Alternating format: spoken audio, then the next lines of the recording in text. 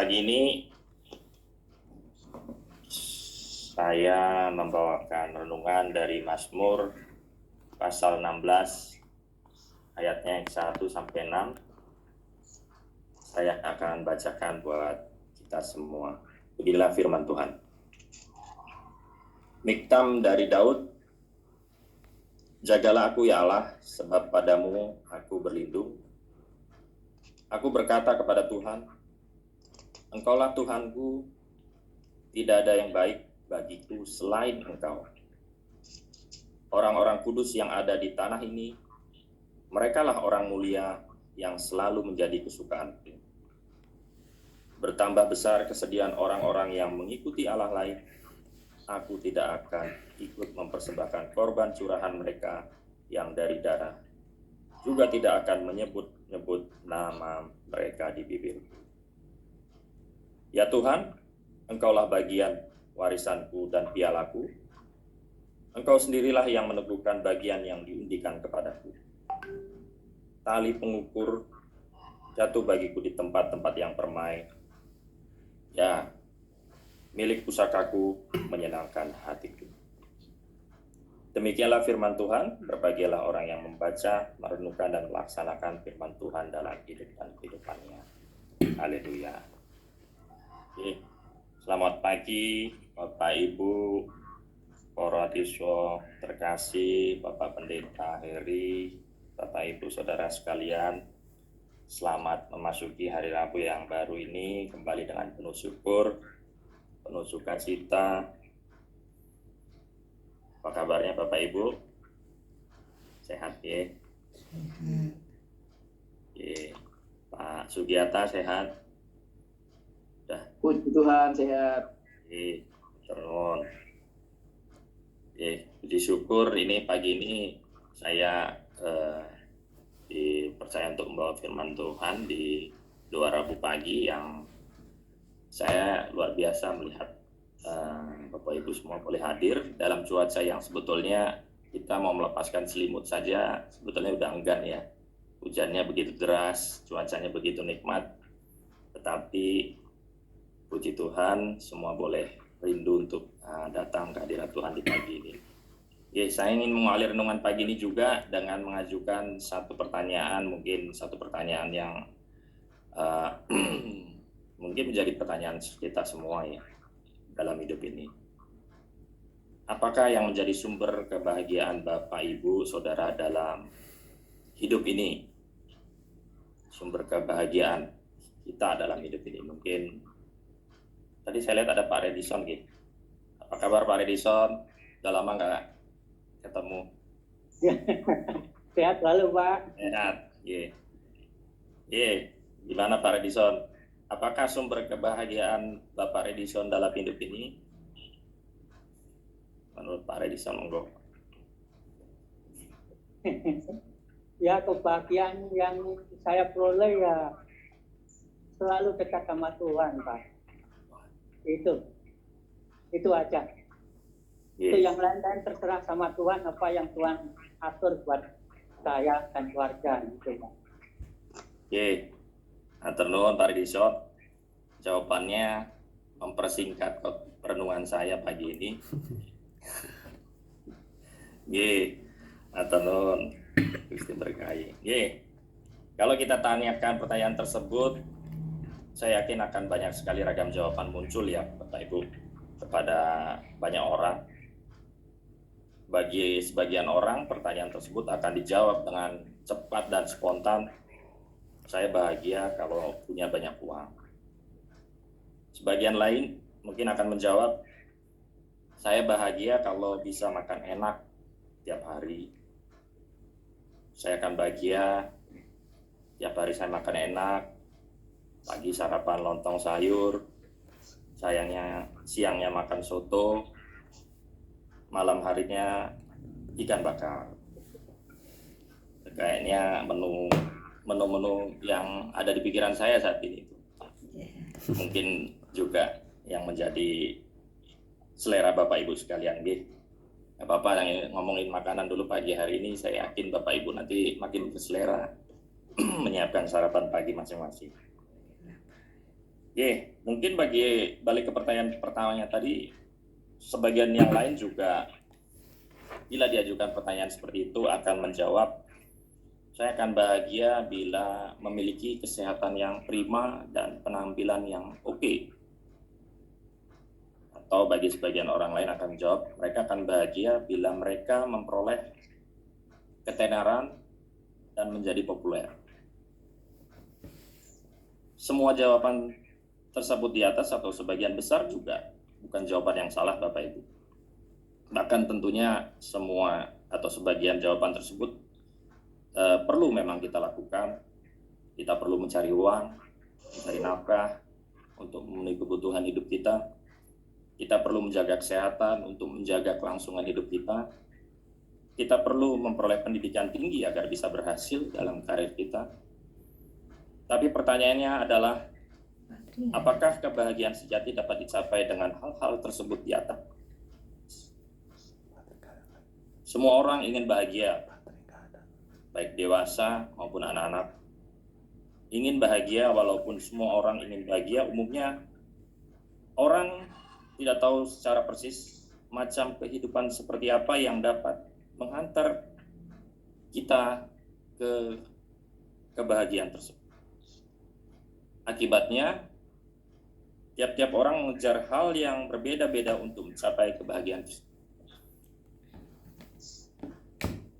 Apakah kebahagiaan ada di dalam uang?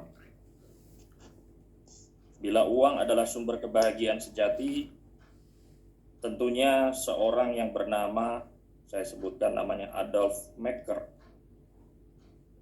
Dia ini adalah seorang jutawan atau miliuner dari Jerman.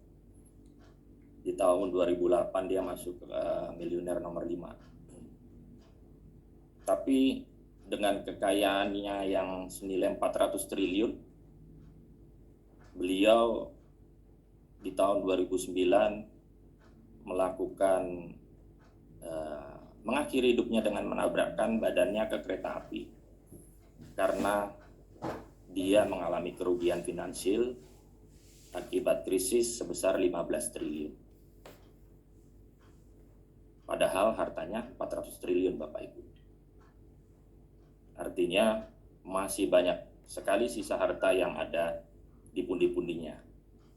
Tetapi dia begitu depresi dan mengakhiri hidupnya dengan bunuh diri.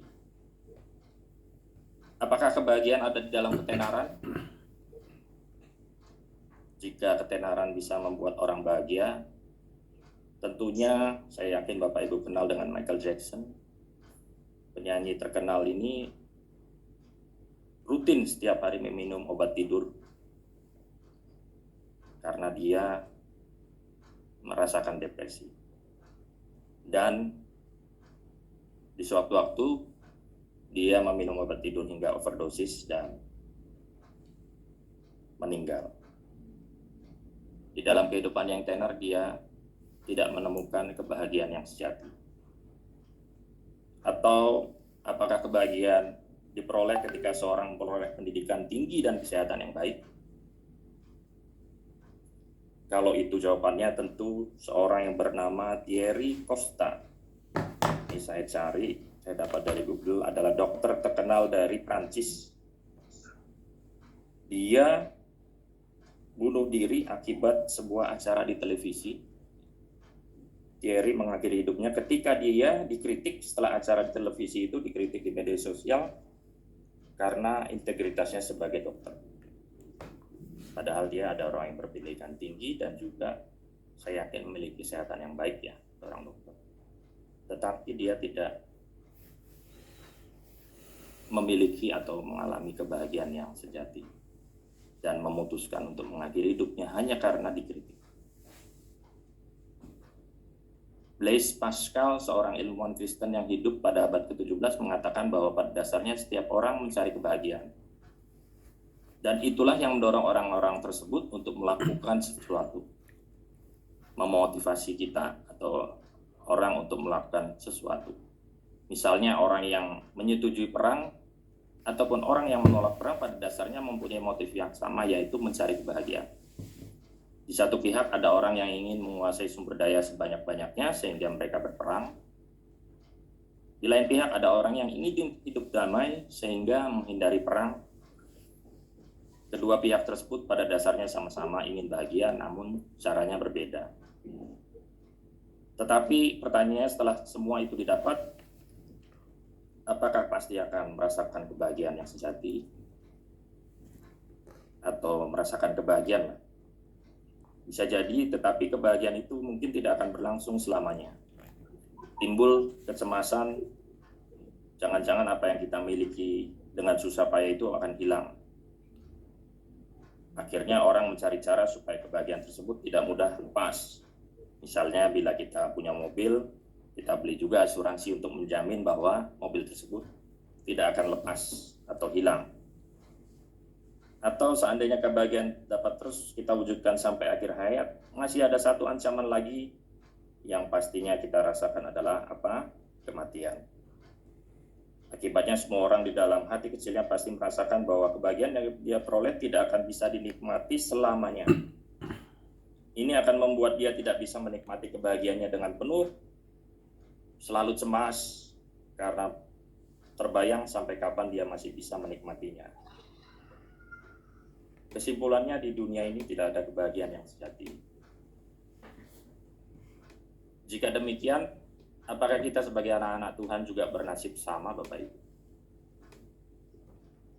Alkitab mengajarkan bahwa kita dapat memperoleh kebahagiaan sejati dan bisa kita nikmati sepanjang masa. Tetapi itu hanya bisa dipastikan jika dikejar dengan cara yang benar. Kita balik ke bacaan kita. Dalam ayat pertama, Daud membuka Mazmur ini dengan mencari perlindungan kepada Tuhan. Jagalah aku ya Allah. Dalam bahasa Ibrani, Daud menggunakan kata El, menunjukkan Allah yang Maha Kuasa. Daud tahu bahwa perlindungan yang sejati hanya dapat diberikan oleh Allah, bukan oleh para pengawalnya yang banyak. Allah yang mempunyai kuasa untuk menjadikan langit dan bumi pasti mempunyai kuasa untuk menjadi perlindungan bagi Daud. Kemudian di ayat kedua, Daud melanjutkannya dengan mengambil komitmen untuk menjadikan Allah sebagai satu-satunya Tuhan. Engkaulah Tuhanku. Di sini Daud menyatakan relasi pribadinya dengan Allah. Allah bukan hanya Allah yang Maha Kuasa yang tak terjangkau di luar sana, tetapi bagi Daud, Allah juga mempunyai relasi dengan Daud, dan Daud menjadikan Allah sebagai Tuhan secara pribadi. Dan apa yang didapat Daud? Dia mendapatkan kebahagiaan sejati. Perkataannya, tak ada yang melebihi engkau, menunjukkan bahwa bagi Daud tidak ada kebahagiaan lain di luar Tuhan. Semua hal yang bisa Daud nikmati dalam hidup hanya dapat terjadi karena dia terlebih dahulu mempunyai relasi yang benar dengan Tuhan. Relasi dengan Tuhan inilah yang membuat dia memiliki sukacita ketika bergaul dengan orang-orang percaya lainnya. Kesukaanku ialah tinggal bersama orang-orang suci di kota ini. Daud tidak mau larut dengan kehidupan orang-orang yang menyembah dewa-dewa. Bagi Daud, segemilang apapun kehidupan mereka yang tidak mengenal Tuhan adalah kehidupan yang menyedihkan, Bapak Ibu. Dan terakhir, Daud berkata bahwa Tuhan, Engkau saja yang kumiliki. Daud tahu bahwa harta terbesar baginya bukan kekayaan, bukan prajurit, bukan pula seluruh isi kerajaannya. Harta terbesar bagi Daud adalah Tuhan, dan itu cukup bagi dia. Hanya dengan mempunyai Tuhan dan mempunyai relasi dengannya, Daud sudah memperoleh semua yang diinginkan di dalam hidup ini. Dan dia berkata, Engkau memberi segala yang kuperlukan. Dan itu sangat menyenangkan hatinya. Dari Mazmur Daud ini kita belajar bahwa kita dapat memperoleh kebahagiaan yang sejati ketika kita menjadikan Tuhan sebagai satu-satunya harta yang bernilai di dalam hidup ini. Rasa puas dan rasa cukup hanya bisa kita dapatkan jika kita memiliki apa yang tidak terbatas, yaitu Tuhan semata. Mari Bapak Ibu kita periksa hidup kita. Apakah Tuhan telah menjadi harta satu-satunya di dalam hidup kita? Apakah kita mengejar relasi dengan Tuhan lebih dibandingkan yang lainnya? Seringkali kita mengalami kecelemasan karena kita salah menyandarkan kebahagiaan kita. Kita terlalu sibuk mengejar hal-hal yang fana, sementara kita mengabaikan hal yang terpenting, yaitu relasi dengan Tuhan. Tetapi jika kita menjadikan Tuhan sebagai harta kita satu-satunya, maka kita akan selalu merasa cukup dengan hidup ini. Contohnya ada seorang misionaris dari Amerika. Dia kerasan tinggal berpuluh-puluh tahun di pedalaman Papua.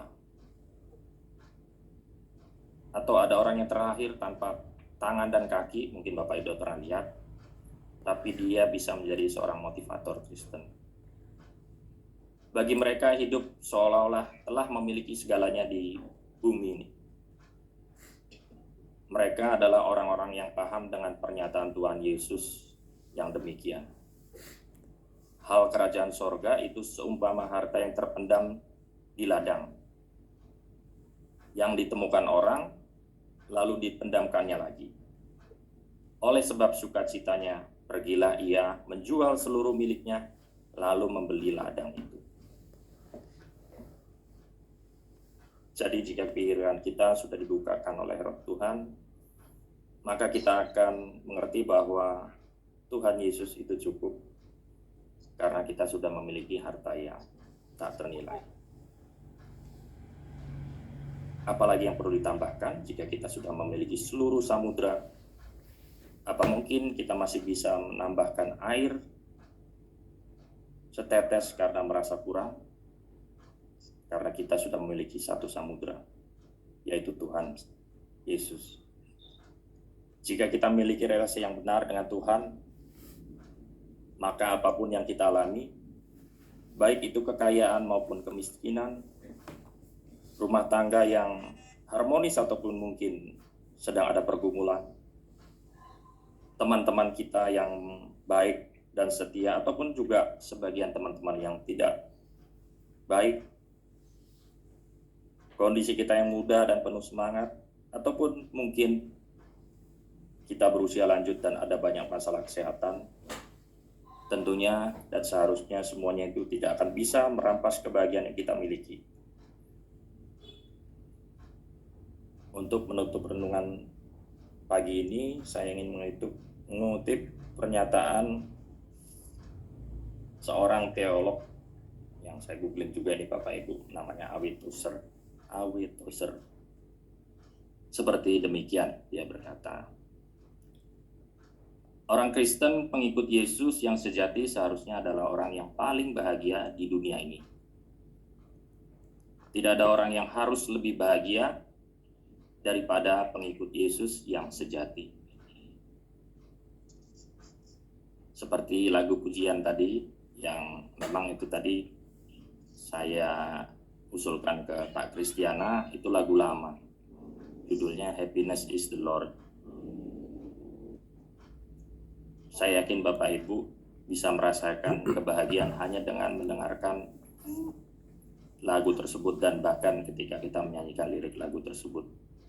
Dan kita percaya semua itu karena kita menjadikan Tuhan sebagai sumber kebahagiaan kita, dan kita tahu, kita meyakini melalui lagu itu sumber kebahagiaan sejati kita adalah Tuhan semata. Kiranya kita dapat selalu menjadikan Tuhan sebagai sumber kebahagiaan sejati di dalam hidup dan kehidupan kita. Tuhan Yesus memberkati dan mengasihi kita selalu. Amin. Saat teduh bagi kita semua.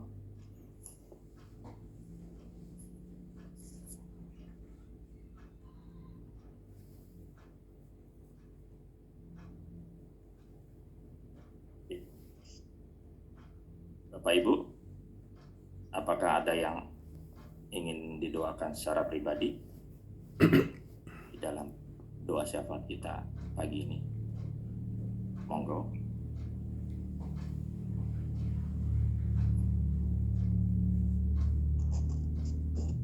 Oke.